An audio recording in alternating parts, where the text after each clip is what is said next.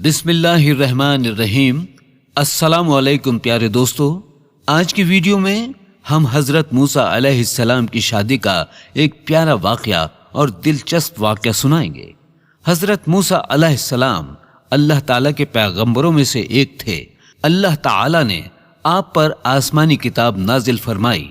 आप अल्लाह ताला के नबी और रसूल हजरत सोहेब अलैहिस्सलाम के दामाद थे। आपकी शादी का वाकया इंतहाई दिलचस्प और हैरान कुन था। हजरत मूसा अलैहिस्सलाम एक शाही तरबियत में जिंदगी बसर करते शबाब के दौर में दाखिल हुए तो निहायत काबिल और बहादुर जवान निकले।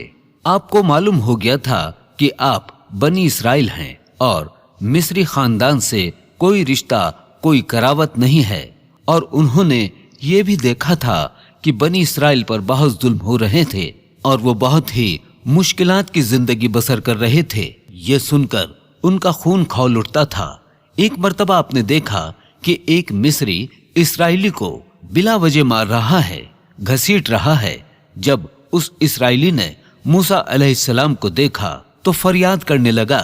हजरत मूसा अलैहिस्सलाम ने उस मिस्री को समझाया, लेकिन वो न समझा। मूसा अलैहिस्सलाम ने उसे एक घूसा मारा तो वो मार को बर्दाश्त न कर सका और उसी वक्त मर गया। हजरत मूसा अलैहिस्सलाम ने जब ये देखा तो उन्हें बहुत अफसोस हुआ, क्योंकि उनका इरादा हरगिज उसका कत्ल करने का नहीं था।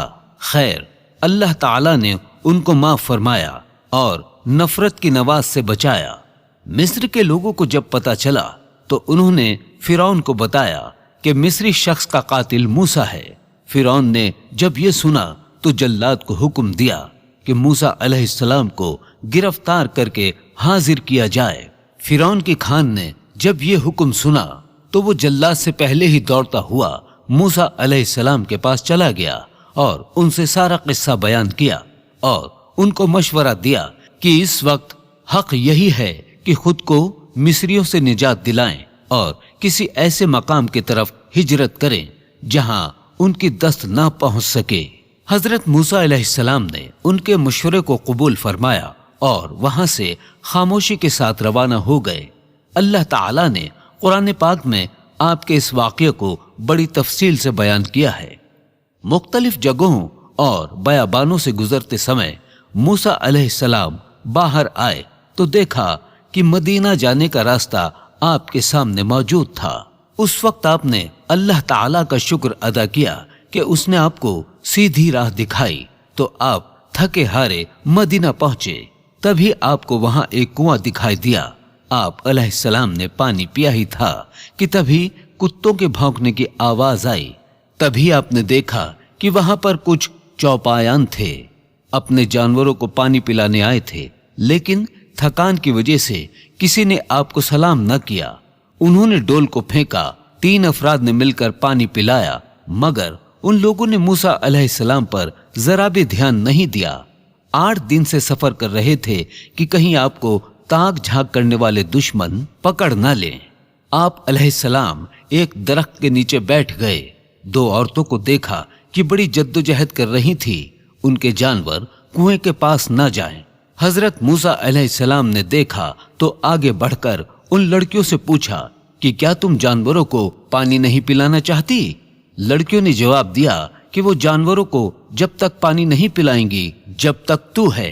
पर ये सब मौजूद हैं। ये सुनकर हजरत मूसा अलैहिस्सलाम के जहन में एक सवाल आया कि क्या उनके वाली नहीं हैं जो ये काम अंजाम दे सके?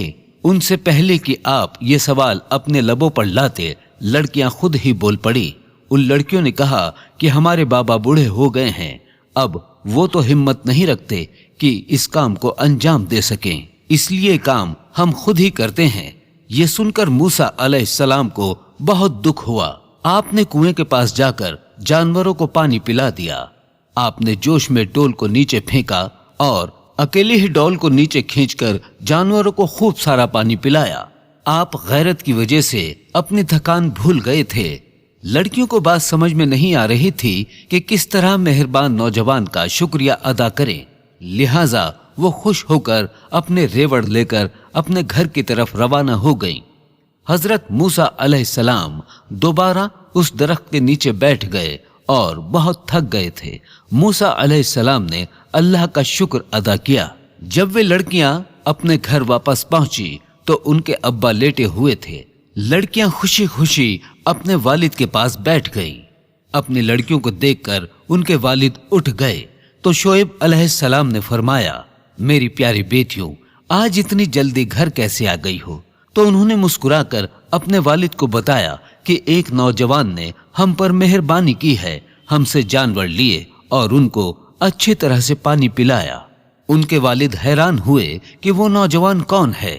یہ سوچ کر انہوں نے اپنی بیٹیوں کو حکم دیا کہ بیٹی اس جوان سے جا کر کہو کہ میرے ابا نے تمہیں بلایا ہے۔ لڑکیاں کنویں پر آئی اور موسیٰ علیہ السلام اسی درخت کے نیچے بیٹھے تھے۔ ان لڑکیوں نے حضرت موسیٰ علیہ السلام سے کہا کہ ہمارے ابا آپ سے ملنا چاہتے ہیں، آپ ان سے مل لیجئے۔ حضرت موسیٰ ان کے ساتھ چل دیے۔ حضرت شعیب نے گرم جوشی کے ساتھ ان کا استقبال کیا اور کھانا حاضر کیا اور آپ سے کہا، خوش آمدید، خوش آمدید۔